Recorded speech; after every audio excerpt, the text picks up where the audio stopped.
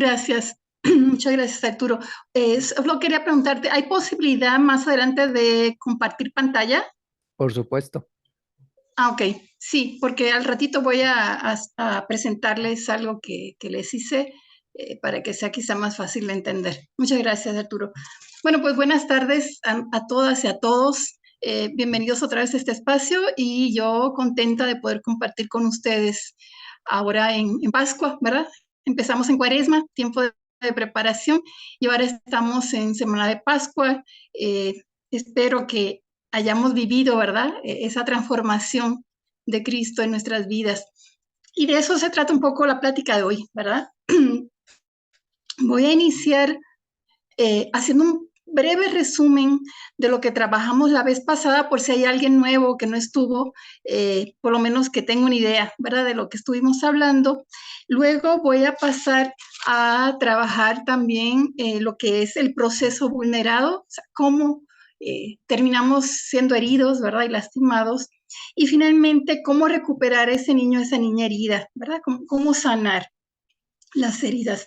Serían como 3 pequeños momentos y luego al final vamos a tener una media hora para poder compartir las dudas, si hay preguntas, ¿verdad? Y que sea ese espacio donde nos podamos enriquecer y podamos clarificar. Entonces empiezo brevemente haciendo el resumen de lo que vimos hace 15 días, ¿verdad?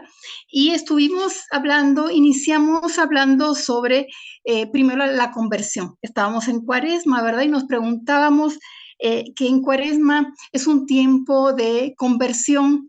¿Y qué era eso de conversión? Pues es una respuesta, decíamos, ¿verdad? Que es la respuesta a la acción salvadora de Dios, ¿sí? Un Dios que por amor nos salva, que toma la iniciativa para salvarnos y la respuesta a ese amor incondicional, ¿verdad?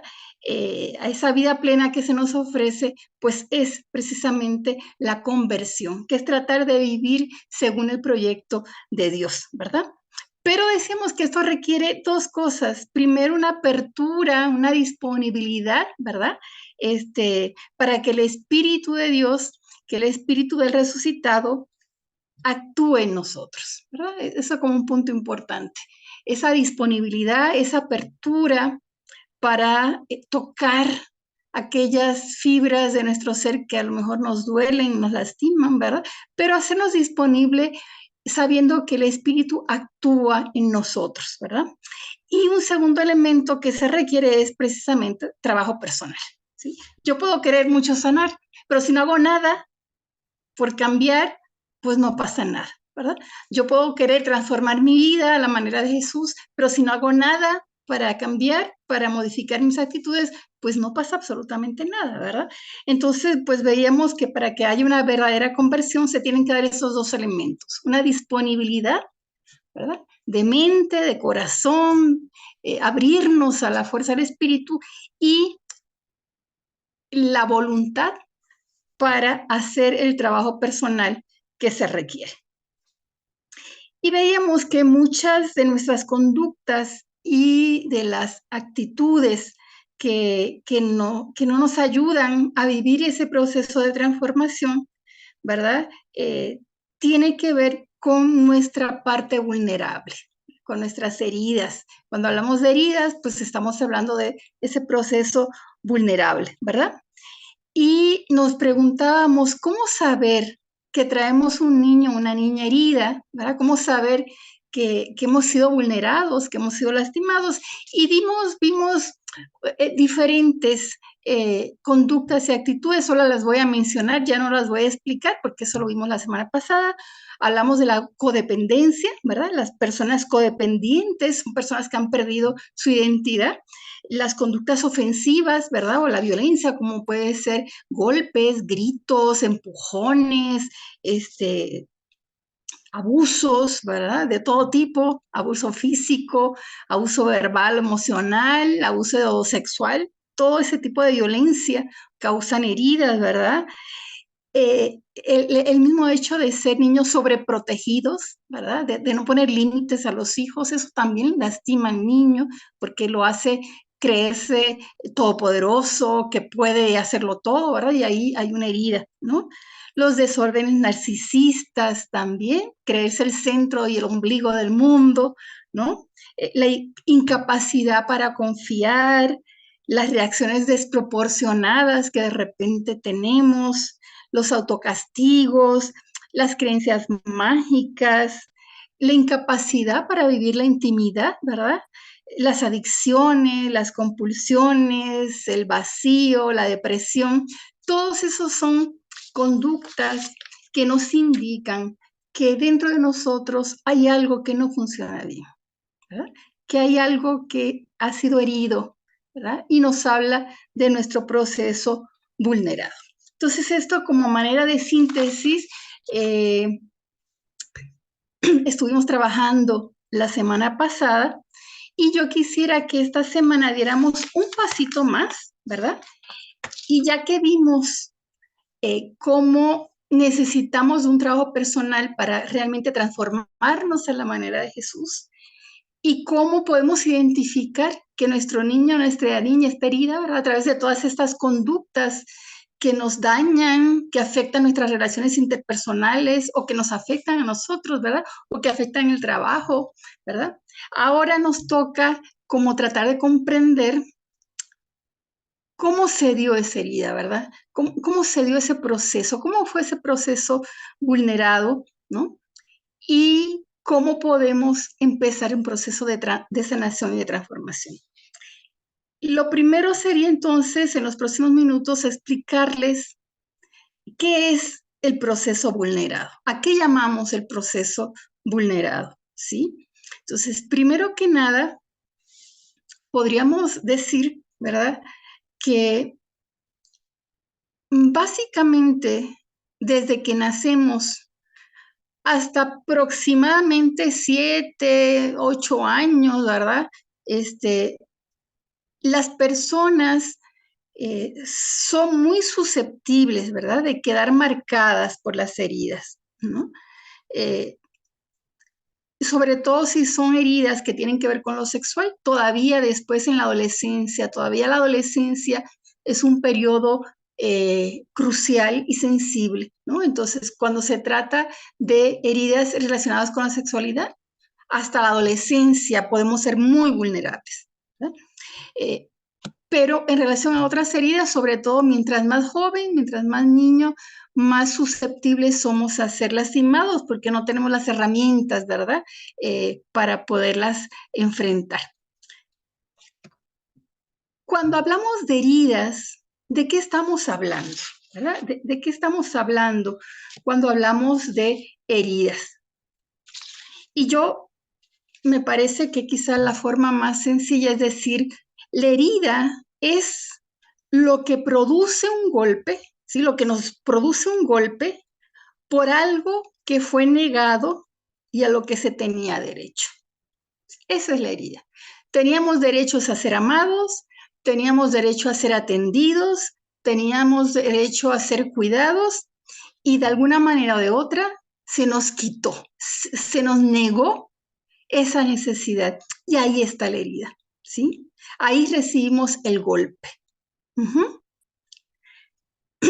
Y como les decía también, por un exceso, ¿verdad? También por exceso se puede generar herida, no solo por la carencia, ¿verdad? No solo por no satisfacer nuestras necesidades, sino por un exceso por los excesos, ¿no? La sobreprotección, el no poner límites a los niños, se genera también la herida, ¿no?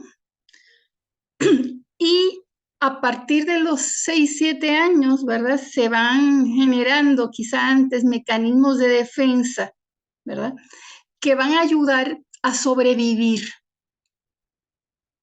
Pero que en la medida que vamos creciendo y sobre todo cuando llegamos a la juventud y a la adultez, esos mecanismos de defensa que creamos para protegernos empiezan a fallar y no nos funcionan, ¿verdad?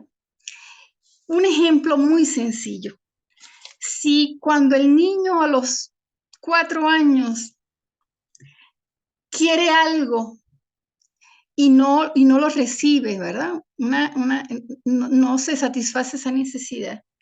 y empieza a llorar y a hacer un berrinche, y la mamá o el papá, por callarlo, lo complace, ese niño aprende muy pronto que haciendo un berrinche va a resolver los problemas. Y se convierte en un mecanismo, ¿verdad?, de funcionamiento.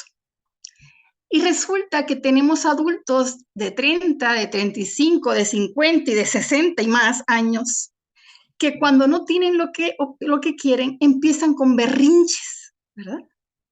Pero el problema es que a esa edad a veces ya no funcionan los berrinches, ¿verdad? No es tan fácil de manipular a la gente. Y entonces entra en crisis, ¿verdad? Porque los mecanismos de defensa que teníamos y que funcionaban cuando éramos niños, en la medida que vamos creciendo y nos vamos relacionando con otros adultos, con otras personas, empiezan a fallar, ¿no? Entonces, cuando nacemos y durante esos primeros años, ¿verdad?, se tiene una necesidad fundamental, ¿verdad? Una necesidad fundamental.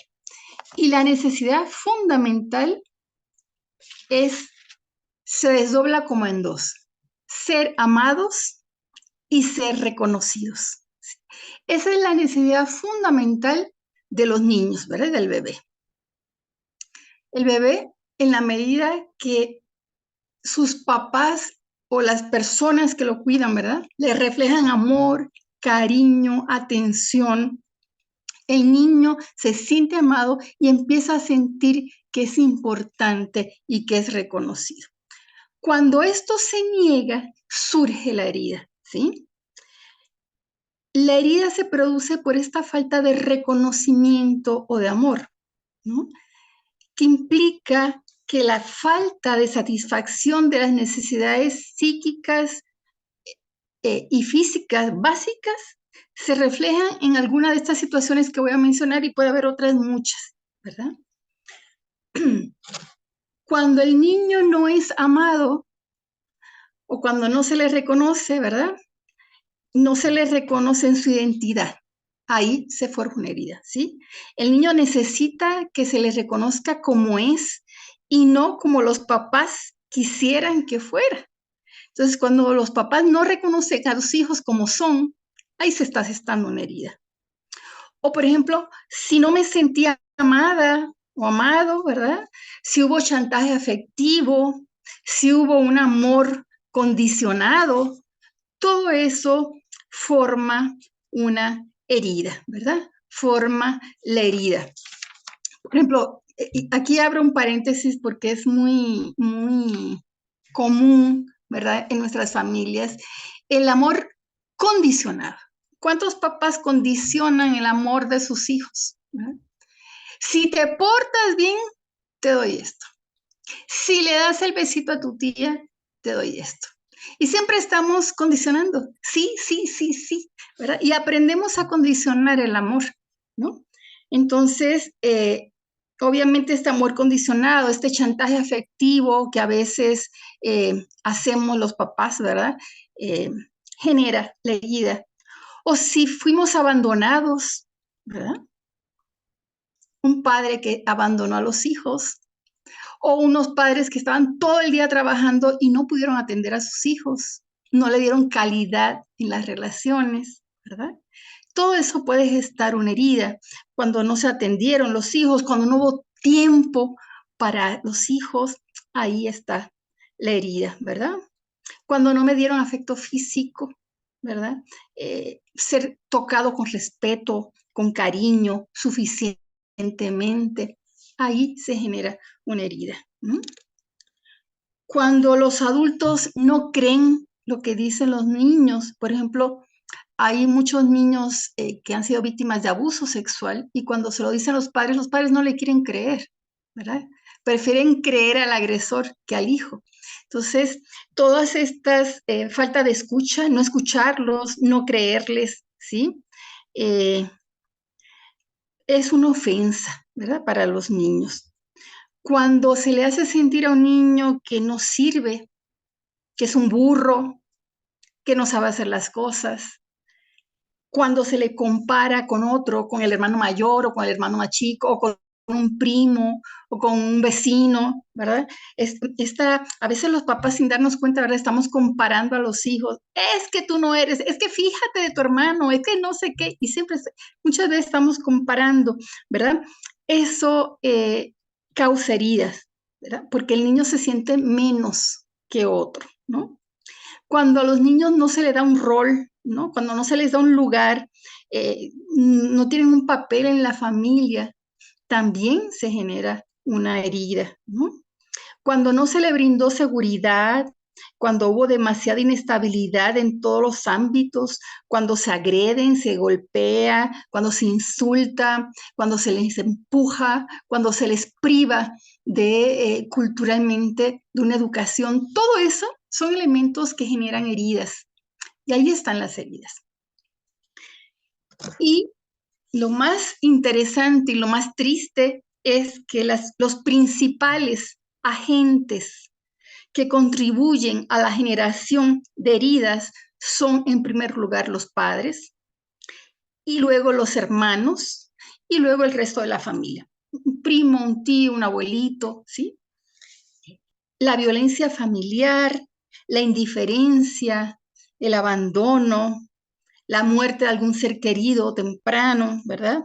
El no reconocimiento y otras muchas que he mencionado generan esta herida o estas heridas, ¿verdad? Y aquí hago un paréntesis porque es importante, sobre todo para el contexto de la terapia o de la sanación, ¿verdad?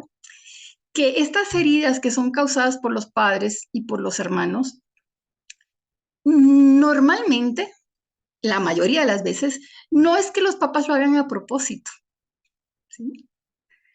No lo hacen, y ahora voy a hacer esto para fastidiar a mi hijo, lo voy a herir. No, la mayoría de los papás quieren lo mejor para sus hijos, ¿verdad?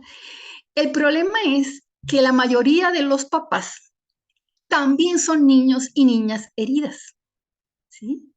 Traen una historia de heridas, muchas veces unos más que otros, ¿verdad? Y muchas veces no están conscientes de eso. Entonces, claro, son niños heridos cuidando y criando a otros niños heridos, ¿verdad? Entonces, esto es lo que lo hace más complejo. Por eso es importante, y esto lo voy a decir o lo voy a explicar un poco más en el proceso cuando hablemos de la sanación, pero en un proceso terapéutico es importante lo que tú trabajes, lo que tú puedas resignificar, ¿sí? Independientemente de tus papás. Porque a lo mejor tus papás jamás van a ir a terapia o a lo mejor ya se murieron o no están conscientes de cómo son. No podemos ni controlar su vida, ni curarlos a ellos, ni nada con ellos. O sea, la responsabilidad de nuestra vida es nuestra, ¿verdad? Y por eso es importante sanar nuestras heridas, independientemente si nuestros papás pudieron o no cuidar y sanar las suyas, ¿verdad? Entonces cierro este paréntesis. Entonces descubrimos que de estas heridas, y me parece que yo lo había mencionado la vez pasada, de estas heridas van a surgir miedos, ¿verdad? Miedos básicos, y de cada miedo, pues va a surgir alguna compulsión específica.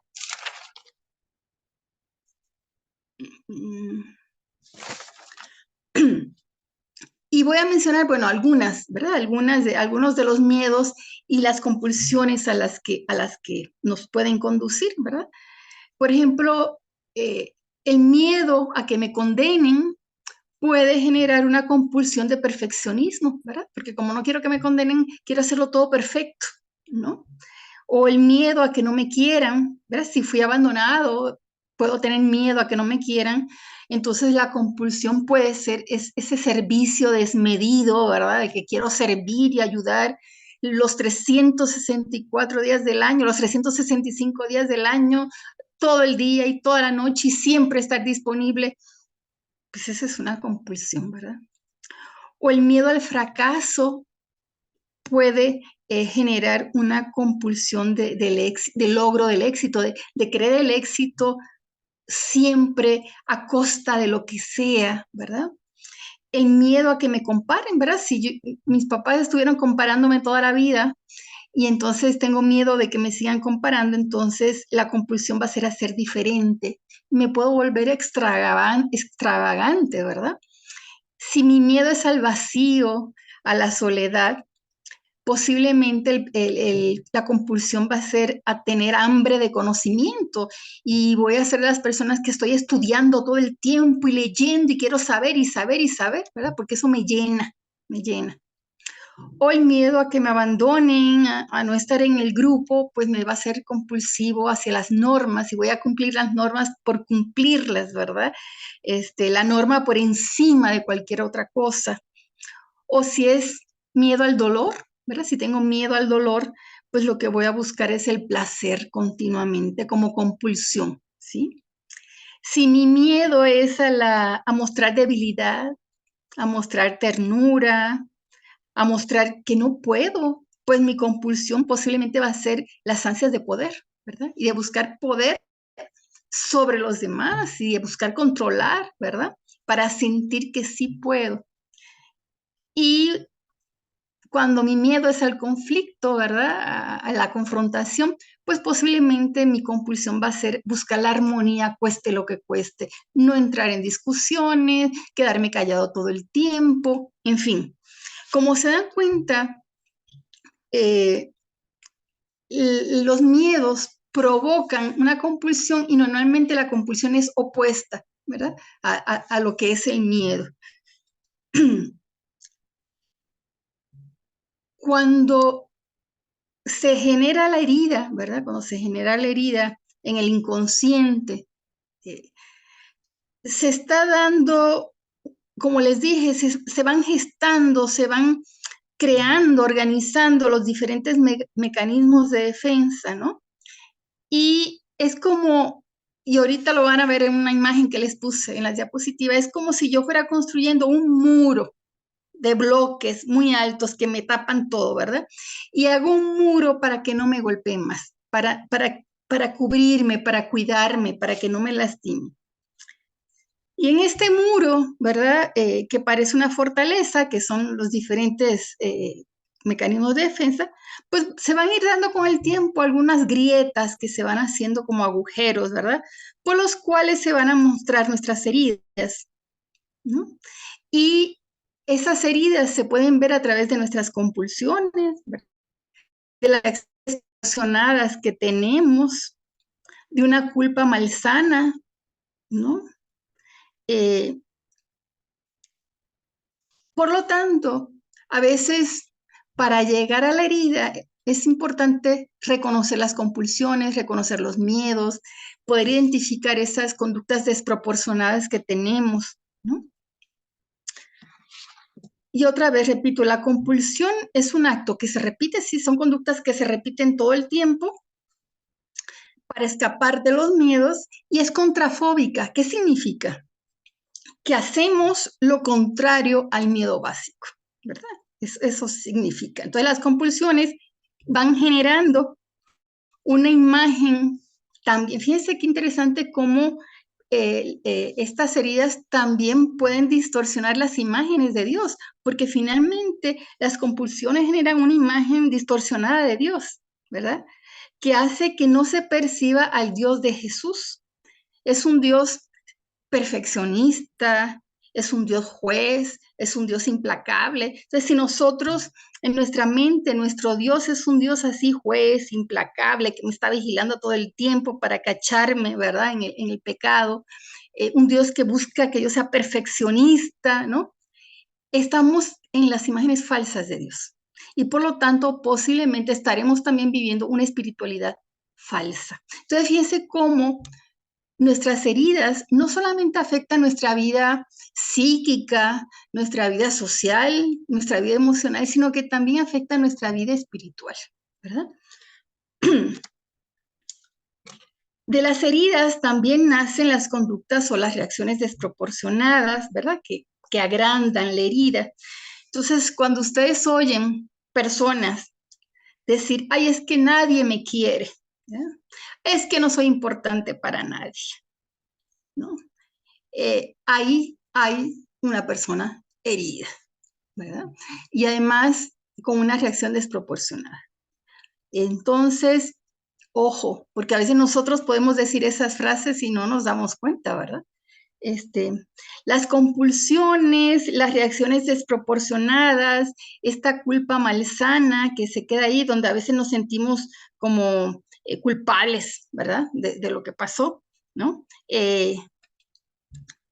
Se quedan ahí, ¿verdad? Y llevan a la negación del autoperdón, nos incapacita para vivir la misericordia de Dios. Y todo este proceso obviamente va a afectar la autoestima, ¿verdad? Va a hacer que nuestra autoestima baje.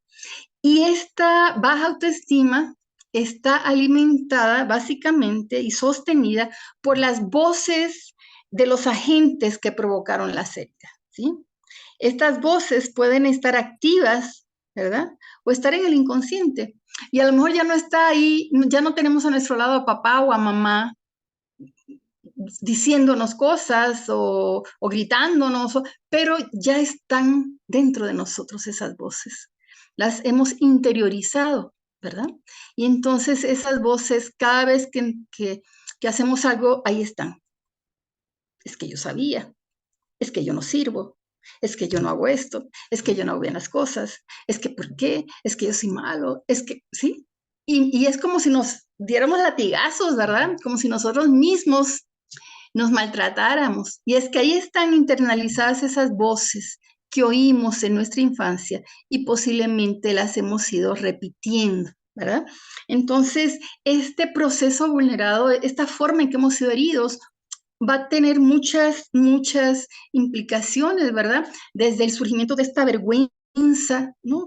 Nos sentimos avergonzados, sentimos que no merecemos el amor, ¿verdad? Que no somos buenas personas.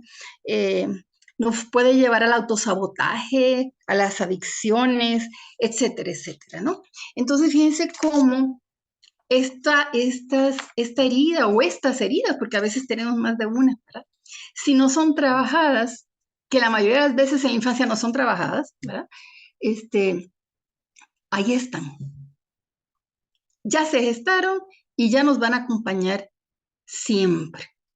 Y lo que falta o lo que corresponde entonces es sanarlas, ¿verdad? Sanarlas. Y aquí pasa entonces a este segundo momento de la sanación. ¿Qué podemos hacer para sanar, verdad? Y aquí sí les voy a compartir, Arturo, si me permites compartir pantalla, ya. Adelante. Si me avisan cuándo se ve, por favor.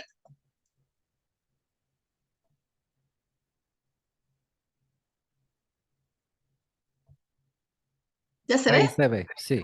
Ah, ok, perfecto. Bueno, entonces, recuperar al niño herido, ¿verdad? O la niña herida, implica retroceder, y lo pongo entre comillas, ahorita lo explico, a las etapas del desarrollo y concluir los asuntos pendientes. Significa, este retroceder no significa que vamos a volver al pasado, porque obviamente eso es imposible, ¿verdad?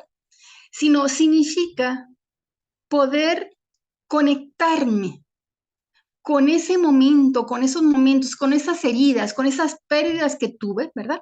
Y poder concluir los asuntos pendientes, ¿sí? Otra forma de explicarlo es,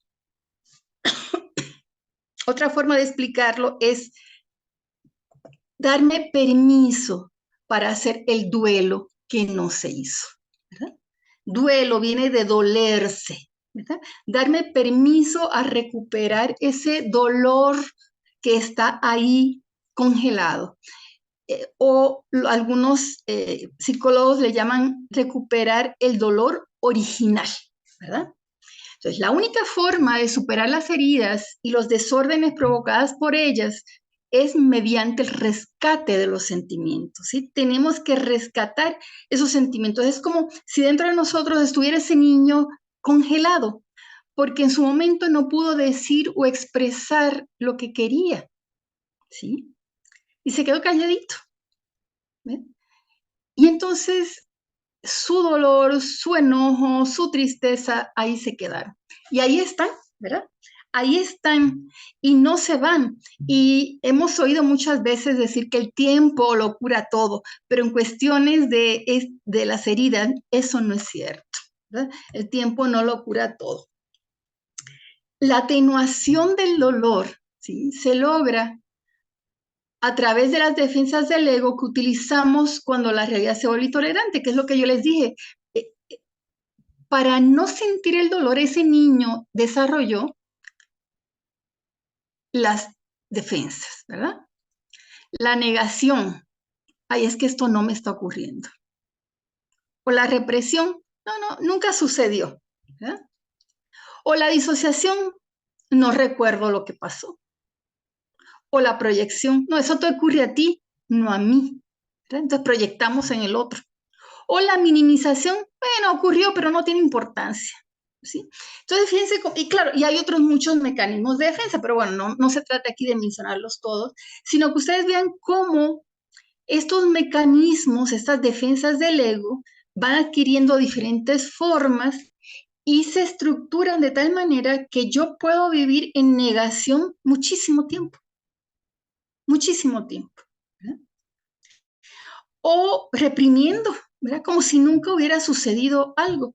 Por ejemplo, hay muchas mujeres que han sido víctimas de abuso sexual y que pasan años y décadas sin tomar conciencia de lo que sucedió. Viven en la represión total, ¿verdad? Hasta que un día pasa algo que detona todos esos sentimientos y empiezan, ¿verdad?, a tener recuerdos intrusivos, empiezan a sentirse mal, empiezan a sentirse deprimidas y no saben de dónde viene, hasta que empiezan a explorar y a darse cuenta y empiezan a descubrir o a recordar la violación, ¿verdad?, o el abuso, ¿no?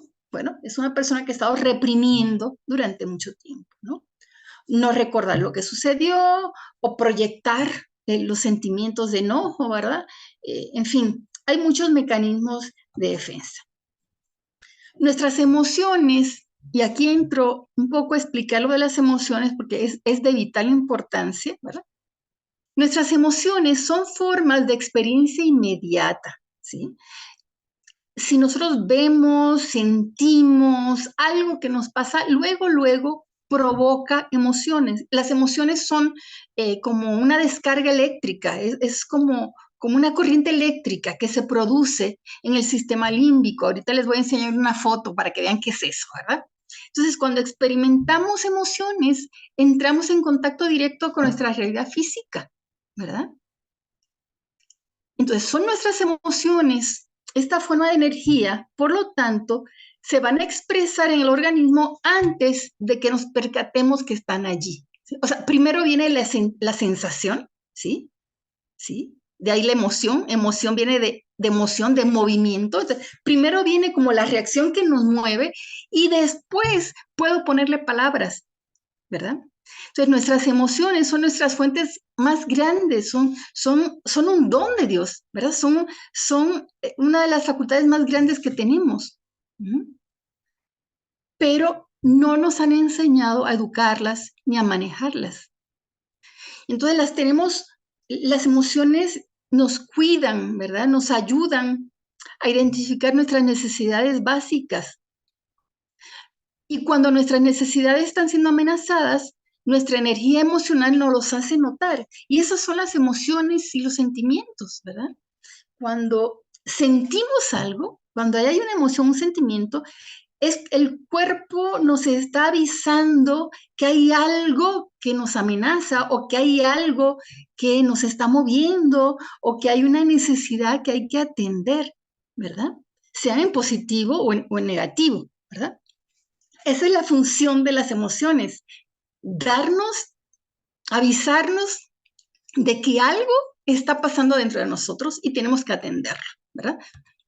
Pero cuando la emoción que acompaña una experiencia traumática, como puede ser cualquiera de estas heridas que hemos mencionado, cuando la bloqueamos, la mente no puede evaluar o no puede asimilar esa experiencia, o sea, la mente no la procesa, por decirlo de otra manera. Para utilizar una imagen que a lo mejor es fácil de entender. Imagínense que nuestro cerebro es como un gran archivo.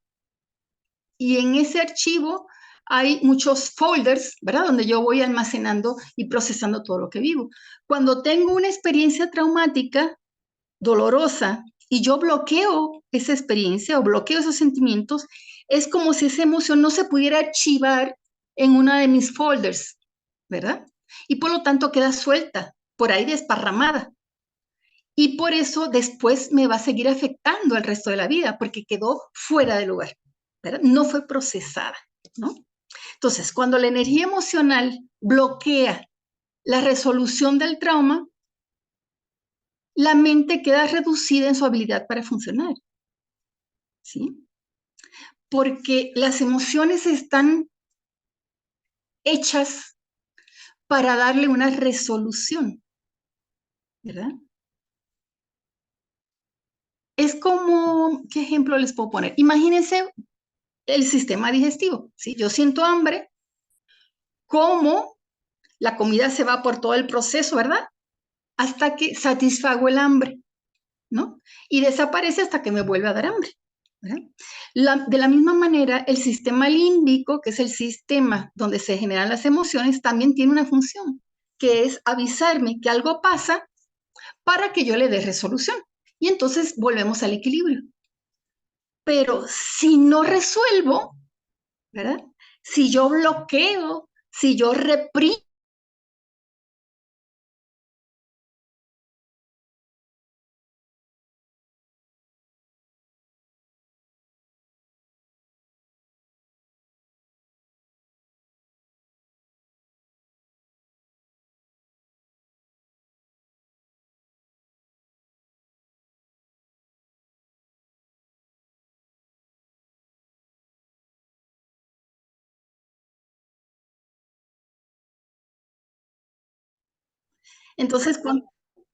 entonces cuando hablamos del rescate del dolor original,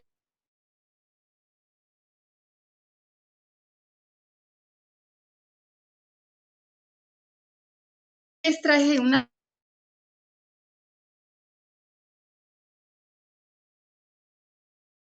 Ustedes ven aquí, todos estos órganos que están aquí, son los que hoy día, desde la década de los 90, se conoce como el sistema límbico, ¿verdad? Y ahí es donde se van a generar las emociones, ¿verdad? Hoy sabemos que emociones.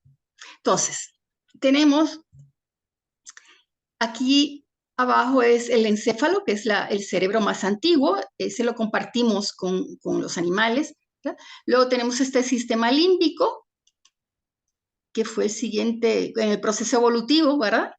Y todo lo demás es la corteza cerebral, ¿verdad? O la neocorteza, donde se da todo el pensamiento racional, ¿no? Todo lo cognitivo, ¿no? Entonces, para simplificarlo y explicárselo fácilmente, yo lo hago este dibujo, ¿no?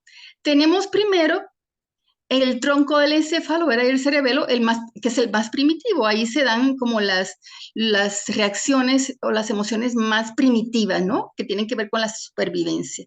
Luego tenemos el cerebro emocional o el sistema límbico, y luego tenemos el cerebro pensante, que es el que nos ayuda a razonar, planificamos el lenguaje. Entonces, ¿qué pasa? Hay un estímulo, ¿sí? El que sea, interno o externo a nosotros, ¿verdad? No sé, se murió mi mamá o se murió mi papá, ¿verdad? Y eso me genera una infinita tristeza, un vacío, me siento perdida, me siento desprotegida y tengo todos esos sentimientos y entonces todas esas emociones, sentimientos que son reacciones químicas, ¿verdad? Eléctricas de nuestro cerebro, pasan por los diferentes estadios, por los diferentes, por el cerebro emocional.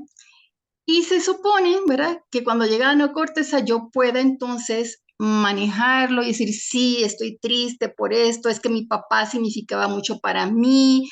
Y entonces voy procesando la pérdida, ¿verdad? Hasta que después de un tiempo puede ser corto o largo, ¿verdad? Vuelvo al equilibrio, ¿sí? Pero ¿qué pasa cuando yo bloqueo la emoción? ¿Sí? Las emociones no desaparecen con el tiempo, como nos han enseñado, sino que bloqueamos el cerebro emocional, o más bien el cerebro pensante bloquea el cerebro emocional para no dejar que pase el dolor. Es como si, un ejemplo muy tonto, como si yo estoy en la sala de mi casa viendo mi novela favorita y de repente en el cuarto mi bebé empieza a llorar y llora y cada vez llora más fuerte y yo en vez de atenderlo, lo que hago es que voy y cierro la puerta para poder seguir viendo mi novela. Eso es lo que hacemos con las emociones, ¿verdad? Eso es lo que hacemos con las emociones. Las sentimos, nos sentimos amenazados, sentimos que el dolor es mucho, que no podemos con eso y bloqueamos las emociones. Y ya nos sentimos, ¿sí? Y este proceso se puede hacer consciente o se puede hacer de manera inconsciente, ¿verdad? Entonces, ahí es cuando se agranda, se hace más grande la herida y es lo que yo les mencionaba, ¿verdad? Eh, Viene la herida, tenemos todos esos sentimientos, bloqueamos a través de diferentes mecanismos, represión, negación, desplazamiento, las que sea, como pues formando este muro, ¿verdad? Este muro de contención para no sufrir. Pero claro, con el tiempo se van abriendo agujeros, ¿verdad? Como son las compulsiones, la culpa malsana, las reacciones desproporcionadas, los miedos, ¿verdad? Y todo esto se empieza como a romper, se empieza a resquebrajar y nos sentimos como indefensos, entramos en crisis, nos ponemos de malas, podemos entrar en depresión, qué sé yo, mil cosas, ¿verdad? Y no nos damos cuenta de que es que esta forma de manejar las emociones ya no nos funciona, ¿verdad? Los niños y las niñas, ¿verdad? Que vienen de familias disfuncionales, han aprendido a inhibir sus emociones de tres maneras. Primero, porque no se las toma en cuenta, ¿sí? A las emociones no se les toma en cuenta. Hay familias que nunca expresan, vaya, las expresan, pero nunca hablan de sus emociones, sobre todo si son emociones difíciles, ¿verdad? Por ejemplo, en mi casa nunca se verbalizó, pero aprendimos, aunque no nos los enseñaron con palabras, pero sí lo aprendimos por los actos y por los gestos, ¿verdad? Aprendimos que en mi casa no se podía llorar, eh, no se podía llorar, ¿verdad? Que si tenías algo que te hacía ver, te tenías que aguantar, porque había que ser fuerte, ¿verdad? Había que ser estoico, ¿no? Este, que no podíamos sentir enojo, porque los hermanos no pelean y como los hermanos no pelean, pues no se veía mal que sintiéramos enojo contra los hermanos.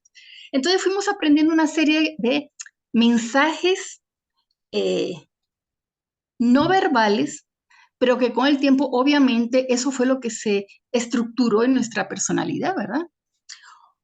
Otra forma que inhibe las emociones es que los niños no tienen modelos sanos para expresar sus emociones. Si en tu casa tú lo que viste, lo que aprendiste, lo que experimentaste es que cuando tu mamá se enojaba empezaba a gritar y a dar portazos, o tu papá se enojaba y agarraba la correa, el cinturón y empezaba a golpear, ¿sí? O que cuando uno estaba triste se iba y se emborrachaba, ¿verdad? Entonces no hubo modelos sanos o simplemente no se expresaba el cariño, no te abrazaban, ¿verdad? O sea, había cariño, pero no te tocaban, no te abrazaban. Entonces no se aprendió a expresar, ¿verdad? Sanamente. ¿Por qué? Porque no había modelos sanos para expresar las emociones en la familia, ¿verdad? O también puede ser que había sentimientos o emociones, ¿verdad? Que eran avergonzados y o castigados por expresarlas, ¿verdad? Por ejemplo, una forma que a los varones, sobre todo a los varones, se les enseñó es que los machos no lloran, ¿verdad? No es que los machos tienen que ser fuertes, es que te tienes que aguantar, ¿no? O en forma más terrible, ¿verdad?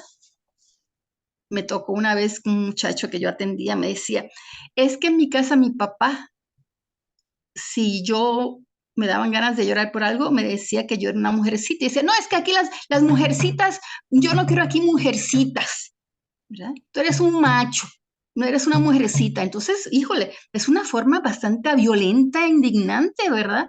Entonces, fíjense cómo desde pequeños nos van enseñando de una manera o de otra a inhibir las emociones, a no manejar las emociones. Y claro, mientras más pronto son inhibidas, son reprimidas, más profundo es el daño.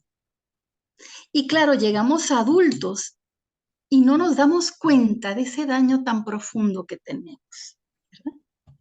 Entonces, el rescate del dolor original descansa en la hipótesis de que el dolor emocional inicial es atenuado e inhibido. O sea, se reprimió, ahí quedó, ¿verdad? Quizá lo actuamos exteriormente porque nunca ha sido expulsado, ¿verdad? A lo mejor doy gritos y pego y me enojo y soy violento porque dentro tengo coraje que nunca que nunca expresé por mi herida, ¿verdad? Entonces, como no podemos sentirlo por todos estos mecanismos de defensa que hemos construido, pues son una cuestión no terminada que necesitan expresión, ¿verdad? Necesitan expresión. Entonces, el rescate del dolor original pretende experimentar esos sentimientos reprimidos, ¿sí? Es un proceso como de descubrimiento, es darme permiso para tomar contacto con ese niño o con esa niña que hay en mí, ¿verdad? Y dar permiso, estoy hablando metafóricamente, dar permiso para que ese niño o esa niña hable y exprese lo que no pudo hablar y expresar. Y se dice fácil, pero es muy difícil. Cuando yo he acompañado a personas en este proceso, hay personas que simplemente no pueden conectarse con su niño. Les cuesta un trabajar, ¿verdad? Entonces, cuesta mucho trabajo. Cuesta mucho trabajo. Para algunas personas cuesta mucho, para otros es más fácil, ¿verdad? Pero es indispensable contactar con este niño o esta niña herida, que es otra forma de decir que es importantísimo conectar con esa herida o con esas heridas, ¿verdad? Que están ahí, ¿verdad?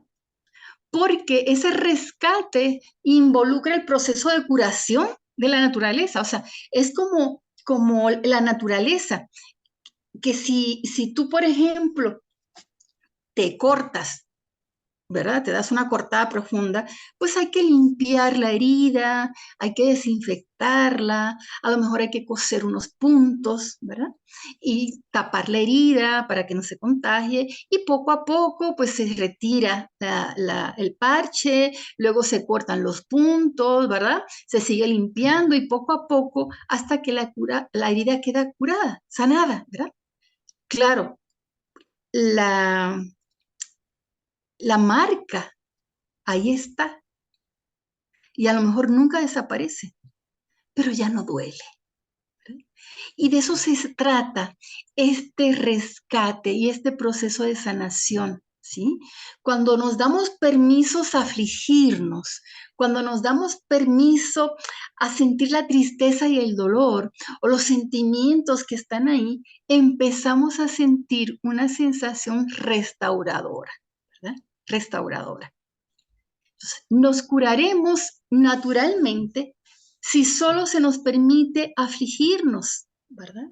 Si se nos permite o si nos permitimos dolernos, ¿verdad? Sentir el dolor de esa herida, ¿verdad? Sentir el dolor de eso que perdí, a lo que tenía derecho y que nunca tuve, o que no tuve, o que tuve y lo perdí, ¿verdad? Entonces, solo así empieza el proceso de curación. El dolor original es una acumulación de conflictos no resueltos cuya energía va aumentando con el tiempo y, repito, se queda congelada, se queda atorada, ¿verdad? Entonces, el niño herido, por seguir usando esta imagen, está congelado, porque no hubo manera en que pudiera expresar su aflicción, ¿sí? Porque normalmente los niños pequeños o no tienen el lenguaje suficiente o no tienen las fuerzas suficientes para expresarlo o no se atreven porque hay una diferencia de poder.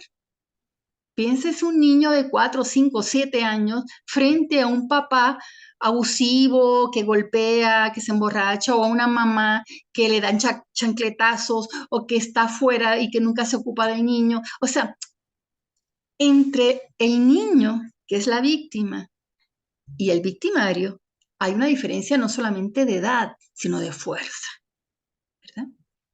Entonces, es muy probable que ese niño, pues, vivió la impotencia, ¿verdad? No supo cómo hacerle, pero no es culpa del niño, o sea, no supo porque era muy chico, ¿verdad?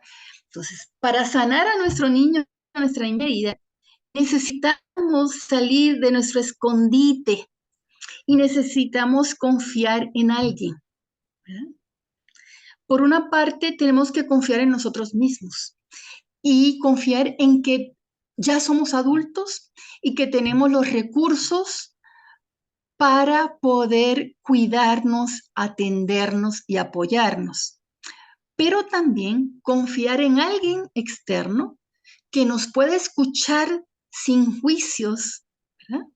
Que nos pueda sostener, que en su momento nos pueda reflejar lo que estamos hablando y que nos pueda ayudar a resignificar, ¿verdad?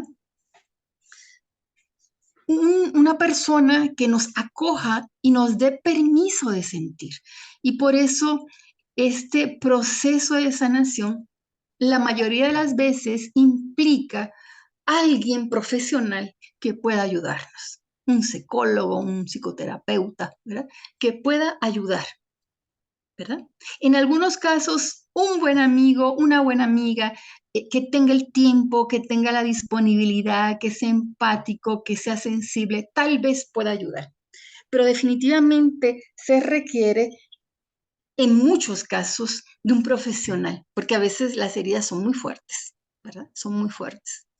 Entonces, yo iría cerrando, ¿verdad? Diciendo que la recuperación de estos sentimientos y estas emociones eh, que se han quedado congeladas, es un proceso, no es un suceso, ¿sí? No es cuestión de decir, bueno, ahora, hoy me voy a dar tiempo a llorar por 2 horas esto que viví en mi infancia. No, no es eso, ¿sí? Porque no es un momento, es un proceso, ¿verdad?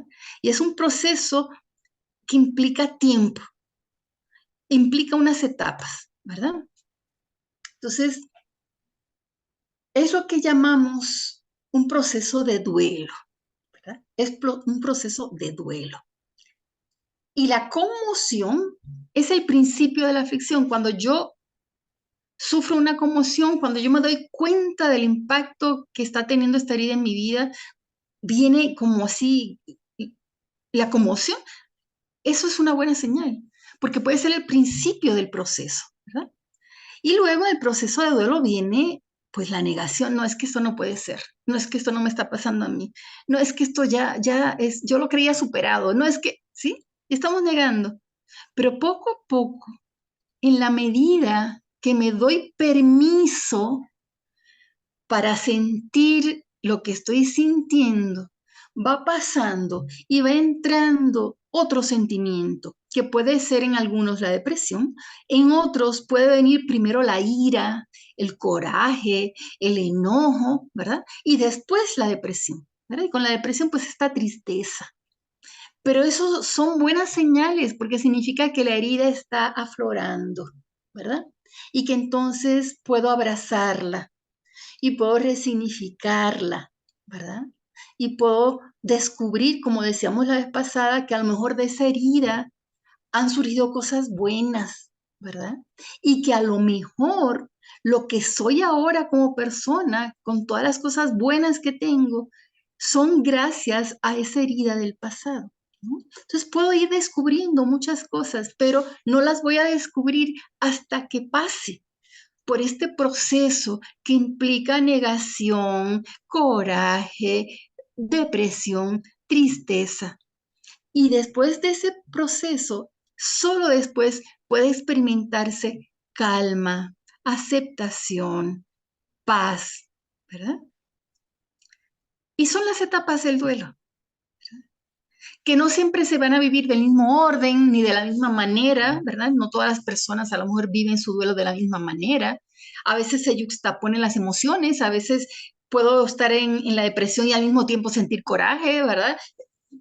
Se vale, ¿verdad? Se vale, ¿sí? Pero es un proceso.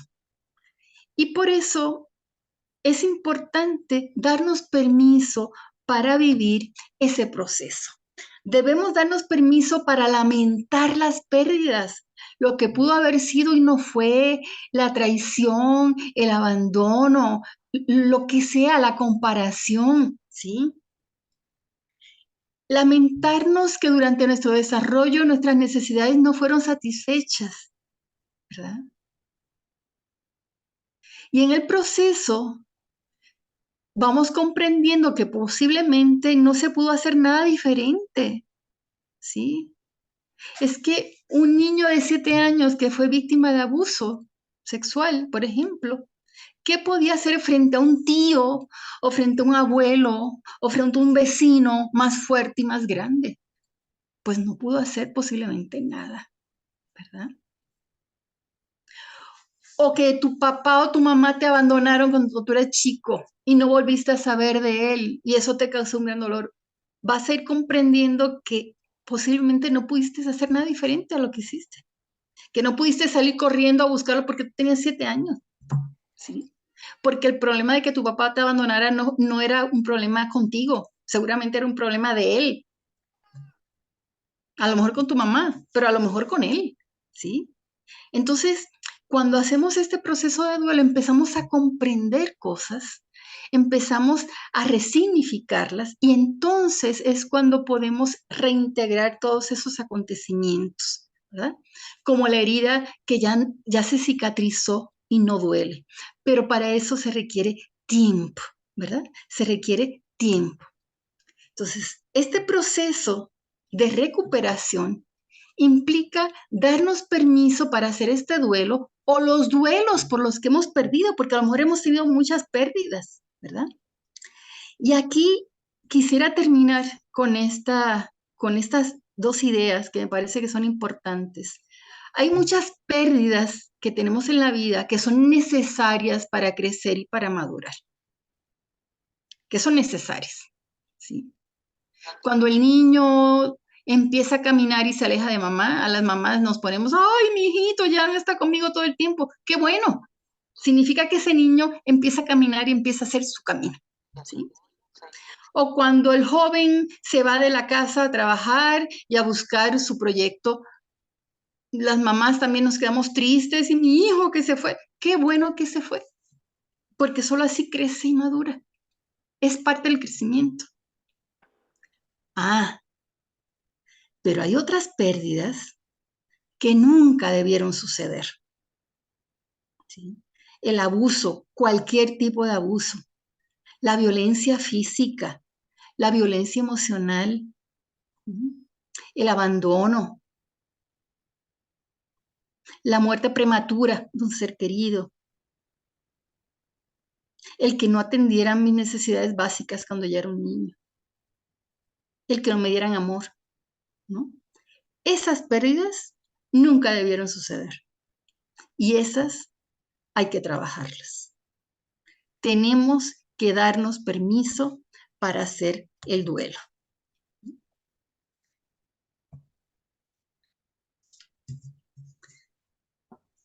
Y bueno, yo con estas ideas quisiera dejarlos, ¿verdad? ¿Es posible sanar? Sí. ¿Requiere tiempo? Sí. ¿Requiere trabajo personal? Sí. No hay que tener miedo a sentir, ¿verdad? sobre todo porque ya no somos los niños de antes. Ahora somos adultos, tenemos recursos, nos podemos defender, somos más fuertes, podemos hacer el proceso de duelo. Y no solamente nuestras pérdidas pasadas, ¿verdad? Sino que es un proceso que habría que aprender para poder manejar nuestras pérdidas presentes, ¿verdad? Porque ya somos adultos y en cualquier momento se nos puede morir un ser querido o nos quedamos sin trabajo o simplemente nos jubilamos y dejamos de trabajar. Todo eso son pérdidas, ¿verdad? Entonces, si aprendemos a manejar nuestras emociones, si aprendemos a hacer los duelos, vamos a ir enfrentándonos a los desafíos que nos da la vida de otra manera, ¿verdad? De una manera más sabia, más integrada, ¿verdad? Y bueno, yo con esto quisiera pues cerrar y abrir un espacio para pues compartir si hay preguntas, si hay dudas, eh, algún comentario, pues abrimos el foro, Arturo. Muy bien, Wanda. Gracias. Una exposición bastante rica y solamente hacer eco de lo que mencionaste. Son procesos complicados que requieren ser acompañados, Ujú. tanto por la psicoterapia y muchas veces por el acompañamiento espiritual, que son dos herramientas muy, muy útiles, especialmente cuando vivimos estos procesos que huelen a resurrección. Así es, así Bien, es. pues está abierto el foro para sus preguntas, sus comentarios. Simplemente abran su micrófono y díganos qué quieren compartir, qué quieren preguntar, qué quisieran aclarar sobre la exposición. Adelante.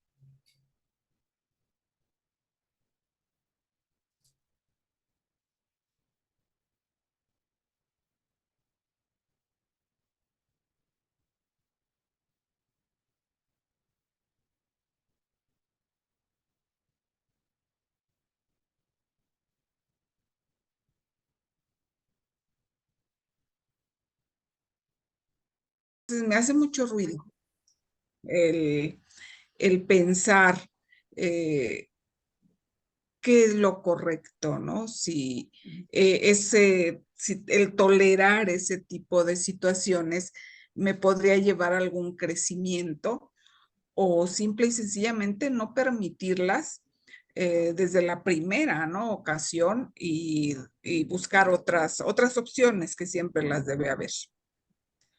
Entonces, eso es lo que me tiene como un poco confundida. Ujú. Sí, yo creo, Carmen, que la violencia, venga de donde venga, no se debe aguantar, ¿verdad? Porque una cosa es poder negociar, poder aclarar, ¿verdad? Poder tolerar ciertas actitudes que tú dices, bueno, yo no estoy de acuerdo con eso, pero puedo llevarlo, ¿verdad? Y otra cosa es que me violenten mis derechos, violenten mi persona, me degraden, eso no se vale, ¿verdad? Este, entonces yo creo que ahí sí, como que el discernimiento tiene que ir por ahí. Estas conductas, estas actitudes realmente violentan mi dignidad, mi persona, no tienes por qué aguantarlas, ¿verdad? Otra cosa diferente es decir, bueno, ¿qué puedo hacer frente a eso? Denuncio, protesto, o me voy, ¿verdad? A veces el irme es lo más fácil, entre comillas, ¿verdad? No, aunque a veces no es tan fácil, pero irme, pero a veces a lo mejor podría haber otros caminos, ¿verdad? Entonces ahí habría que sopesar qué conviene en este momento, en estas circunstancias, ¿no? Por ahí iría, Claro, pero ciertamente la violencia nunca se debe porque tolerar. fíjate, incluso lo comenté con mi director espiritual y me hizo un comentario, te faltó fortaleza. Ujú. Entonces ahí pues más me confundí, dije, bueno, No, hay que tener mucho cuidado, ¿verdad? Y aquí sí voy a hacer un paréntesis porque sí me parece importante en relación a lo que dice Arturo. Yo creo que un buen acompañante espiritual es importante también, sobre todo las personas de fe, ¿verdad? Tener un director claro, espiritual es importante, pero buscarnos un director espiritual que sepa, ¿verdad? Que sepa acompañar, que sepa de psicología y de procesos psicológicos, ¿verdad? Para que realmente nos pueda ayudar a discernir, porque de repente encontramos cada director espiritual que, Dios mío, Dios nos libre, ¿verdad? Entonces, bueno, sí, pero sí es importante. Entonces, fortaleza, sí es importante tener fortaleza, pero podemos tener fortaleza para poder defendernos, fortaleza para discernir, fortaleza para poner límites, fortaleza para decir hasta aquí. Claro que hace falta fortaleza, ¿verdad? Así Pero es. no fortaleza para aguantar, porque eso es muy Exacto. peligroso, ¿verdad? Porque no se trata de aguantar a costa de nuestra vida, de nuestra salud física o emocional, ¿verdad? Y yo creo que ahí sí hay que hacer como una distinción muy clara, ¿no? Ok, muchas gracias. Ujú. No sé si más preguntas.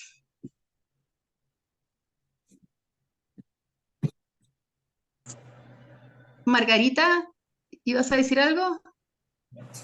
Bernardo, venga, Bernardo. Sí, buenas noches. Muy acertado, muy atinado. No tuve la oportunidad de estar en la primera, pero también en un tiempo me lleva a pensar como que es un tipo taller de rescate del niño interior. Ah, entonces, cuando se me da la oportunidad de enfrentarme a mis realidades, por decir un ejemplo de niño, que te coartaban la libertad de expresión tus papás por su manera de ser.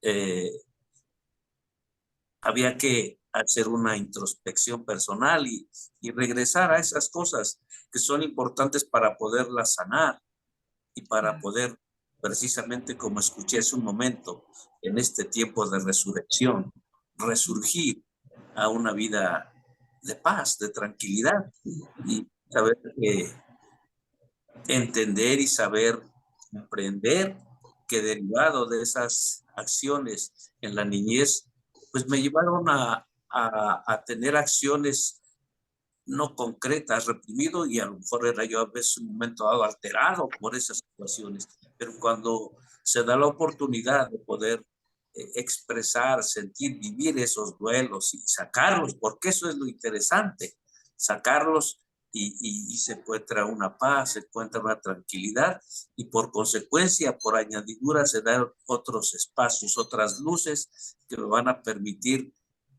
no ser excelente, pero llevar una vida tranquila, en orden. Y eso es lo importante.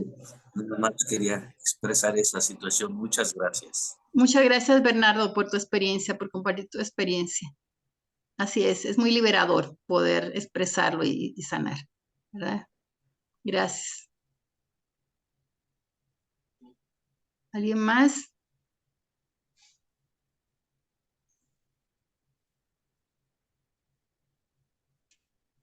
Se quedaron muy calladitos.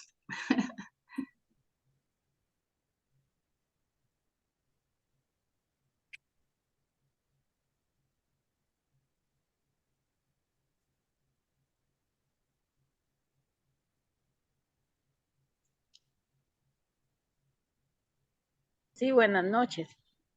Sí, buenas noches, Nuria.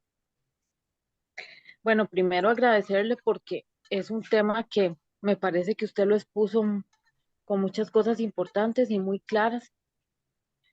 Y Gracias. aparte de sentir de las dos personas que han participado, comparto cosas con ellos. También me llamó mucho la atención la parte que decías de cómo cuando uno logra ese proceso, que a veces uno comienza y tarda, bueno, en mi caso, puedo decir que tardé como 2 años en un proceso, pero cuando ya usted se concientiza y se mete en el proceso, después ves cómo el tiempo pasó y usted dice, ¿y qué hace que estaba yo en esto, verdad? Y la experiencia de tener esas cicatrices te hacen ser una persona que puedes entender a los demás cuando han pasado por situaciones, puedes ayudarlos y aparte ahí le da sentido a tu vida, no de ser.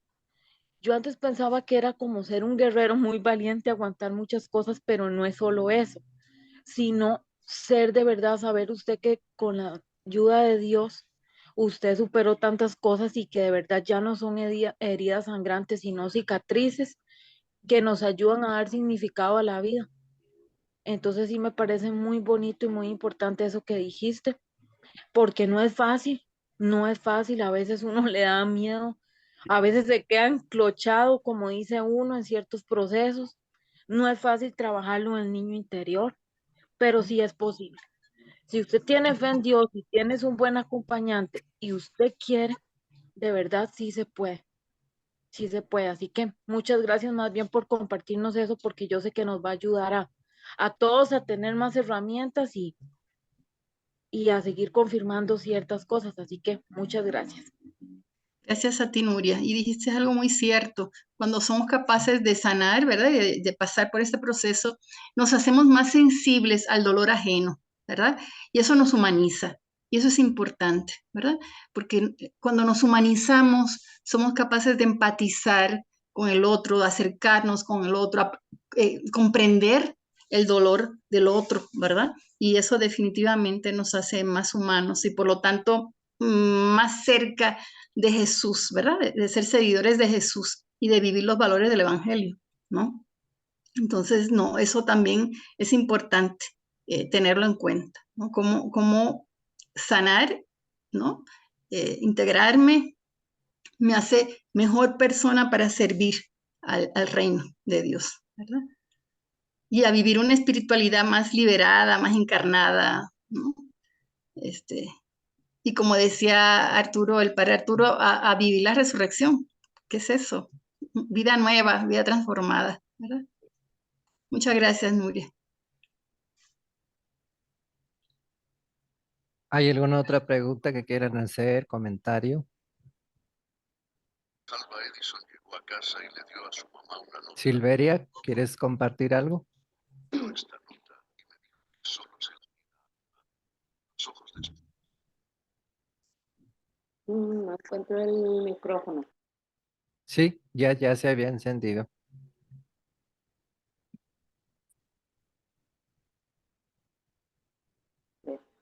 Solamente agradecer por buen tema, que a veces no nos es posible conectarnos, pero me gusta mucho el tema y una muy buena exposición. Y yo pienso que nosotros, yo por ejemplo en lo personal también, me estoy yendo a los tiempos en los que casi todo el tema fue para mí, donde a veces tenías que callar y luego en momentos donde te vas a trabajar encuentras cosas y muy buen tema porque te ocupas, aunque pareciera que todo está bien, cuando escuchamos así, sabemos que todavía tenemos que trabajar en nosotros mismos. Gracias, gracias Padre Arturo también a usted. Gracias, Veira. Sí, eso que acaba de decir también es importante, también es interesante porque finalmente, como todo proceso, ¿verdad? Trabajamos y seguramente ustedes lo han experimentado, trabajamos algo que nos está haciendo daño, lo trabajamos, lo integramos, nos sentimos bien, ¿verdad? Vamos caminando y tiempo después, ¡puf! Pasa algo y otra vez, ¿verdad? Y otra vez a trabajar y otra vez, pero pues así es la vida, ¿verdad? Así es la vida. Sanamos unas cosas y salen otras y luego otras, pero eso es lo importante, ¿verdad? Aprender a vivir en clave de proceso, ¿verdad? Sabernos no acabados. Como es una expresión muy bonita que leí que me encantó, Dios todavía no termina de crearme, ¿verdad? Sigue creándome, sigue recreándome, ¿verdad? Cada vez que crezco, cada vez que sano, cada vez que me caigo, cada vez que me levanto, cada vez que voy aprendiendo cosas nuevas, cada vez que me transformo un poquito, ahí está Dios actuando, ¿verdad? Creándome. Y eso es maravilloso. Saberme o sabernos que estamos viviendo en clave de proceso y que Dios nunca termina de crearnos, ¿verdad? Siempre está ayudándonos, siempre nos está moldeando, siempre nos está dando la fuerza de su espíritu para que sigamos avanzando en este proceso de hacernos cada vez más personas, ¿no? Y más humanas.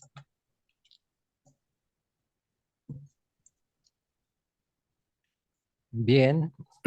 ¿Hay algún comentario adicional, pregunta que quieran hacer?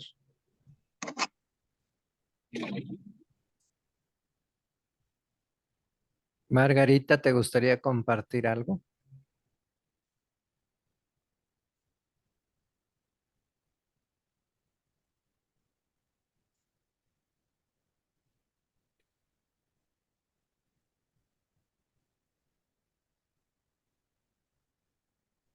No se escucha, Margarita.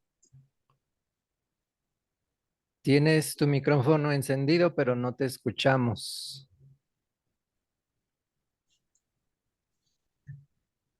Mientras tanto, vamos a darle la palabra a Shirley. Adelante.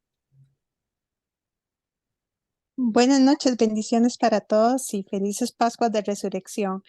Hermosa la exposición y la enseñanza, muy valiosa. Solamente un consejo, ¿cómo se podría hacer para motivar?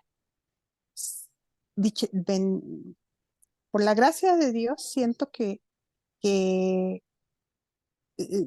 por lo menos en mi caso, me hace reconocer lo que debo trabajar en mí. ¿Cómo hacer para que los que están alrededor sientan ese deseo y no ese temor de abrir para también, para que el ambiente sea más sano, de menos heridas, con plena conciencia de que primero la oración, porque cada quien pues somos libres todos y evidentemente pues uno o yo estoy en el mismo proceso tratando, como hay algo, hay alguna forma sin que uno o perciban culpa, sin hacer sentir eh, algo negativo, sino más bien positivo, ¿verdad? Sin que uno, porque yo busco palabras y digo, te va a sentir que la estoy culpando, que algo no está bien hecho, o puede sentir que yo estoy diciendo que la estoy cuestionando o la estoy juzgando, ¿cómo hacerlo en positivo? De que no se vea algo, de que lo que quisiera uno es encontrar la paz que uno ha experimentado cuando va sanando y consciente de que me falta, pero de que cuando uno va sanando, va logrando una paz que no experimentaba antes. No sé si me voy a entender. Shirley, y es una pregunta muy interesante y quizá un poco complicada de responder porque tiene muchas aristas. Yo te diría, dependiendo, bueno, dependiendo de dónde estés, si hablamos de estar dentro de la familia, si te refieres, no sé, a la vida familiar, tu esposo, hijo, o una comunidad religiosa, o una comunidad parroquial, o en el trabajo, ¿no? Tus relaciones laborales, va a depender de muchas cosas. Pero en términos generales, un primer punto que yo me atrevo a afirmar es que la mejor forma es dando testimonio de que realmente tú estás en un proceso de cambio, ¿verdad? Y ese testimonio lo das en la medida que tú amas y aceptas a los otros como son y no como tú quisieras que fueran. Y esto es bien difícil, pero es la única forma, porque mientras los otros sientan de alguna manera, verbal o no verbal, que tú o que uno está emitiendo un juicio o les quiere dar un consejo o le quieren dar un sermón o le quieren sugerir cómo debería ser. Mientras ellos perciban eso, la lectura es, no me acepta como soy, ¿no? O no me quiere reconocer como soy, o no me entiende como soy. Y entonces en ese momento, en automático, las personas tendemos a cerrarnos y a ponernos a la defensiva, ¿no? Entonces, el mejor regalo que tú le puedes hacer a una persona es no quererla cambiar, aceptarla tal como es. Y eso es lo más difícil, sobre todo si se trata de un marido, de hijos o de gente muy cercana. Porque finalmente si son vecinos o gente de trabajo, bueno, pues no vives con ellos, ¿verdad? Y bueno, ahí aguantas como sea. Pero cuando es alguien cercano, ¿qué haces? Cuando es tu pareja, cuando es un hijo. Entonces, lo primero es aceptación incondicional. Y cuando nos sentimos amados incondicionalmente, tal vez nos animamos como la tortuga a salir del cascarón y a empezar a cambiar. Pero solamente a partir de ese amor incondicional. Porque si no, me voy a sentir juzgada, amenazada y me cierro. ¿No? ¿Y por qué yo? ¿Y por qué? ¿Y por qué vienes a decir esta? ¿No? Entonces, eso para empezar, ¿no? Como un amor incondicional, ¿no? De aceptar a las personas como son. Pero eso implica también un poco lo que comentaba con Carmen, o sea, sobre todo una convivencia de pareja, de familia o laboral, inclusive en la misma comunidad parroquial, ¿no? Donde trabajamos juntos, pues ahí hay límites, ¿verdad? Entonces hay que saber dialogar, eh, hay que saber negociar, hay que saber plantear las cosas, hay que ser muy asertivo, hay que aprender a ser asertivo, porque a veces también no sabemos decir las cosas, ¿no? Entonces hay cosas, hay límites que hay que respetar, hay reglas que hay que respetar, y cuando se trata de un grupo, pues es importante que esas reglas y esas normas de convivencia estén claras, ¿verdad? Para que todo el mundo tenga que atenerse y saber qué decimos y cómo decimos las cosas, ¿verdad? Porque si yo digo algo partiendo de la idea de que yo soy la que estoy bien o yo soy la que estoy viendo las cosas como son, ahí ya los demás se van a poner a la defensiva, ¿verdad? Entonces, como que el desafío es cómo puedo expresar mis ideas o mis sentimientos o mis pensamientos o mis creencias de una manera asertiva, que me afirme, pero que no violente los derechos de los otros, ¿no? Y así podemos entrar pues a dialogar, a discutir si hay algo que discutir. Entonces, yo te diría por ahí, ¿no? No es fácil, es difícil encontrar caminos. Por ejemplo, con adolescentes, trabajar esto con adolescentes es muy difícil, porque los adolescentes se van a poner normalmente a la defensiva siempre. Es difícil, es más difícil, por ejemplo, ¿no? Trabajar con un adolescente, o expresarle a un adolescente rebelde algo que tú estás viendo y observando que a lo mejor es lo correcto, ¿no? Pero pues es a lo mejor diferente a como si vas a hablarlo con tu pareja o si es una amiga. Entonces hay como matices, ¿verdad? Hay matices. Pero yo creo que la regla número uno es el amor incondicional, ¿verdad? Aceptar al otro como es y no como tú quisieras que fuera. Y a partir de ahí, con ese testimonio de la aceptación incondicional, entonces a lo mejor el otro con el tiempo se va a animar y se va a animar a transitar por ese camino que ya tú transitaste, ¿no? Les comparto una experiencia que yo tuve con un muchacho que acompañé, un religioso que acompañé hace algunos años atrás. Y él, pues, en el proceso de acompañamiento, pues iba creciendo, iba integrando, hizo un proceso muy, muy padre, muy bonito. Pero en un momento me dice, Wanda, voy de vacaciones a mi casa y voy a hablar con mis papás. Y yo le dije, ¿qué le vas a decir? Pues le voy a contar esto para ver si ellos también cambian y le dije, ten cuidado,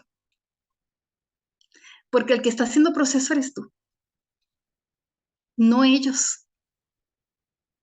Tú eres el que estás en esta dinámica de revisarte, de conectarte con tus emociones, de resignificar. Tú eres el que te sientes diferente, pero vas a regresar a tu casa donde ellos siguen siendo igual que siempre. Porque lo único que has cambiado algo eres tú. Tu contexto sigue igual. Así que ten cuidado con lo que vas a decirle a tus papás. Y entonces efectivamente fue, le dijo, habló con su papá y bueno, se formó el zafarrancho. Y entonces regresó frustrado y triste y yo le dije, te lo advertí. Ahora vamos a trabajar con lo que tú estás sintiendo. Porque tú no puedes cambiar a tu papá. Eso es responsabilidad de tu papá. Y nadie puede obligar a tu papá, nadie, a trabajar lo que él no quiere trabajar. Y eso es otra realidad. Nadie puede obligar a nadie, y mucho menos imponer a nadie que trabaje. Yo lo viví mucho tiempo con los muchachos. A mí me llegaban seminaristas a mi consultorio, ¿no? Pero venían obligados por el formador. Y claro, pues era muy difícil porque pues, estaban ahí impuestos, ¿no? Entonces, nadie puede obligar a trabajar a nadie. Nadie puede obligar a nadie a sanar. ¿Sí? El ejemplo más claro lo tenemos en los mismos evangelios. Jesús siempre invitó en libertad y dejaba en libertad. ¿Sí? La gente cambiaba por el amor de Jesús y por la experiencia de encontrarse con Jesús, pero pudo haberle dicho que no, como el joven rico, ¿verdad? Que dijo, "Ay", y bajó la cabeza y se fue y le dijo que no. Jesús siempre invitó en la libertad. Y así tenemos que ser nosotros. Empezamos por nosotros. Tenemos que cambiar nosotros, asumir la responsabilidad nosotros. Los demás tienen que ser responsables de ellos. Quizá con mi testimonio, con mi forma de vivir, de transformarme, puedo contagiar a que otros se animen, pero es desde la libertad. ¿Verdad? Blanca, hace tiempo que tienes la mano levantada. Nos quedan todavía unos minutos, ¿verdad, Arturo?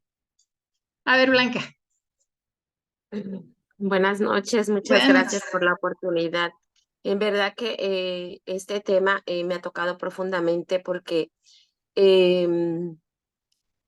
lo que usted ha dicho sobre pues ese niño interior, ¿no? Que ha estado ahí estancado, que pues hay veces que de niños nos ha tocado duro. Fíjese que yo tengo 52 años, entonces por muchos años he sufrido de una terrible ansiedad, ¿no?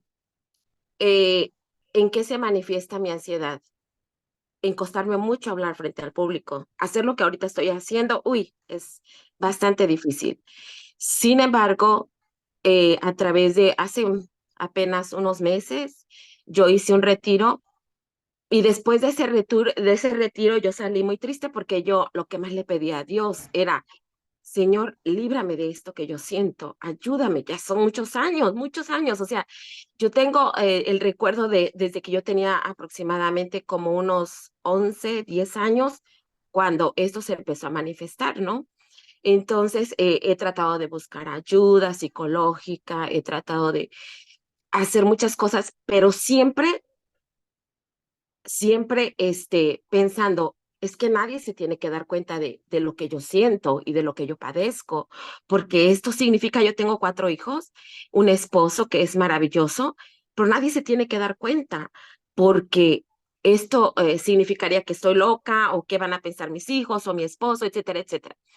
Entonces, eso me lleva a mí a llevarlo siempre en silencio. Y después de este retiro que yo tomo, y yo le pedía tanto a Dios que me ayudara a sanar en ese retiro, yo salgo y me doy cuenta que no, que sigue ahí el problema, ¿no? Pero como un día, 2 días después de ese retiro, sentándome en mi cama, lo primero que hice fue, mire, es como una cosa que se vino a mi pensamiento y toda mi vida empezó a pasar en unos minutos. Empezó a pasar y fue algo que fue tan impactante que me di cuenta de que lo que yo era hasta ese momento era un cúmulo de lo que yo había vivido, no desde a los 8 años o 10 años que a mí se me manifestó esta ansiedad, sino desde que tal vez yo estaba en el vientre de mi madre. Entonces me daba cuenta que esa era yo, que yo no me había formado hace unos días, hace unos años, sino que yo era Blanca, era la que había estado desde el vientre de su madre. Y yo decía, Dios mío, entonces, todo lo que yo ahora estoy viviendo, lo que yo he estado padeciendo, o sea, es un cúmulo. Blanca no se hizo ayer, se hizo desde el vientre de su madre. Dios mío, yo no lo podía creer, darme cuenta de que, o sea, ese era el origen de todo lo que yo estaba pasando. Sí, Dios mío, para mí fue muy liberador darme cuenta de eso porque ahora yo sabía que aparte de, o sea, entonces vamos a ver desde cuándo empieza esto. Y me doy cuenta que, como les digo, tal vez desde el vientre de mi madre, pero ahora mi padre, ¿quién fue? ¿Quién era? Un hombre que también había sufrido mucho, que no había tenido padre, no había tenido una madre junto a él, que había sido abusado, que había sido Dios mío, todo eso nos estaba llegando a nosotros como hijos. Dije, Dios mío. Y después, o sea, fue algo tremendo esa mañana, fue algo muy liberador, muy sanador, pero ahora, ¿qué estaba yo trayendo a mis hijos también? ¿Qué es lo que yo les había traído a ellos? Wow, fue algo que en verdad el Señor me hizo un regalo muy grande esa mañana. Pienso que fue consecuencia de ese retiro que yo tomé. Y no les voy a decir que ahora yo estoy sana, o sea, de todo eso recuerdo, de todo eso que yo me tocó vivir, no les puedo decir que estoy sana al 100%, porque sería mentira. Todavía cuando yo estoy haciendo esto que estoy haciendo ahora, hablando frente a ustedes, yo en mi parroquia soy una persona que soy lectora, soy catequista, Cada vez que yo tengo que hacer algo en mi parroquia, para mí es un desgaste de adrenalina tan grande, pero lo que ustedes acaban de decir, yo le digo, Señor, todo te lo ofrezco. Y si he de morir aquí en la raya, aquí me quedo, pero yo soy una gallina, pero tú me dices alas de águila. Y yo, Señor, quiero usar esas alas. Pero, como usted dice, ahora entiendo qué fue lo que pasó. Y eso también me ayuda para que ahora con mis hijos, como yo les digo, hijos, cometí muchos errores con ustedes, pero ya, llegó un momento que dije, no más. Y, y, y créame que Dios le bendiga a usted, siga llevando este tipo de pláticas, créame, que ahorita lo que yo escuché de usted es como, wow, hay alguien que por fin entiende lo que le pasa a uno en este tipo de situaciones. Porque a veces yo pensaba creo que nadie entiende lo que es lo que uno tiene acá adentro, que parece ser que si uno lo dice es como debilidad, es como que si uno estuviera un poquito medio loquito, ¿verdad? Pero no, es lo que usted acaba de decir. Es un cúmulo de tantas cosas, de tantas vivencias a través de la vida, que Dios mío, cuando uno se llega a dar cuenta, créame que es realmente liberador por la gracia de Dios. Es liberador. Muchísimas gracias y que Dios la siga bendiciendo a usted y al sacerdote que han traído este tipo de pláticas. Muchas gracias. Y disculpen mi emoción. No, gracias Blanca, gracias por compartirlo y no mostraste para nada ni ansiedad ni timidez, así que muchas felicidades. Yo creo que te escucho y lo que me viene a la cabeza es que has tenido esa experiencia con el retiro, esa mañana que estuviste, que viste pasar tu vida con una película, ¿verdad? Y todo eso te está generando esa conmoción que yo decía, ¿verdad? Estás en shock porque te das cuenta de que esa ansiedad tiene un origen, ¿verdad? Y a lo mejor no solamente una cosa, sino a lo mejor varias cosas. Y te estás dando cuenta, y eso es bueno, eso significa que estás abriendo los ojos, que estás tomando conciencia, y ese es el primer paso para sanar, ¿no? Y el Señor te está dando la fuerza, ¿verdad? Tú le pediste que te sanara, Él te da la fuerza, pero el trabajo lo tienes que hacer tú, ¿verdad? Entonces, pues enhorabuena, que sigas avanzando y que te sigas atreviendo a seguir sanando, ¿verdad? Porque en la medida que tú sanes y que tú integres, tus hijos, vas a servir tú de modelo para tus hijos, ¿verdad?